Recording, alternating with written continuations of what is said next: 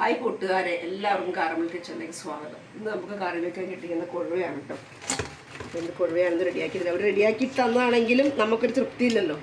പിന്നെ ഇതെങ്ങനെ വെക്കണം, ഏത് രീതി വെക്കണം എന്നുള്ളത് ഞാൻ ഇത് വെട്ടിക്കഴിയുമ്പോൾ ഞാൻ തീരുമാനിക്കും. കൊഴുവ വെട്ടിക്കഴിയുമ്പോൾ ഇപ്പോട്ട് നന്നായിട്ട് തിരിച്ചരച്ച് കഴിയെടുക്കട്ടെ കേട്ടോ.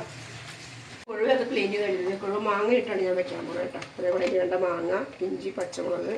പിന്നെ എനിക്ക് തേങ്ങ അരച്ച് ചേർക്കണം എനിക്ക് ഇഷ്ടമല്ല കേട്ടോ. ഞാൻ എല്ലാത്തിനും പാല് പിഴിയുള്ളൂ. മീൻകറി വെക്കണമെങ്കിൽ തേങ്ങ അരച്ച് ചേർക്കില്ല. അതെന്തോ എനിക്ക് ഒട്ടും ഇഷ്ടമില്ലാത്തൊരു കാര്യമാണ്. വെക്കുവാണ് കേട്ടോ. കൊഴുവ അടുത്തേക്ക് വെക്കുവാണ്. ഇത് തിളച്ച് വറ്റിയിട്ട് കാണിച്ചു തരാം കേട്ടോ. ബാക്കിയുള്ള കൊഴുവ ഞാൻ വറക്കാനെടുക്കട്ടെ. അതിനാവശ്യമായ ഉപ്പ് പൊടി, കുരുമുളക് പൊടി, മഞ്ഞൾപ്പൊടി, ഉപ്പ് പൊടി ഇതെല്ലാം കൂടി പുരട്ടി വയ്ക്കട്ടെ കേട്ടോ.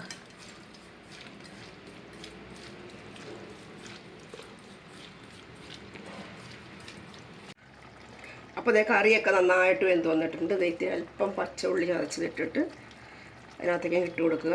അതിന് ശേഷം അല്പം പച്ച വെളിച്ചെണ്ണ കൂടെ ഒഴിച്ചു കൊടുക്കുക. ഇനി തുറക്കുമ്പോൾ നല്ലൊരു സ്മെല്ലും കൂടെ വരും.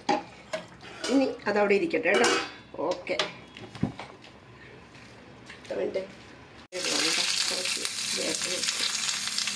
ഇതിങ്ങനെ ഇട്ട് വന്നിട്ട് ഗുണമായിട്ട് അടുക്കി പിടിക്കില്ല. നല്ലൊരു മണം ഉണ്ടാവും വേപ്പിലയിൽ വെന്ത് കഴിയുമ്പോഴത്തേക്ക്.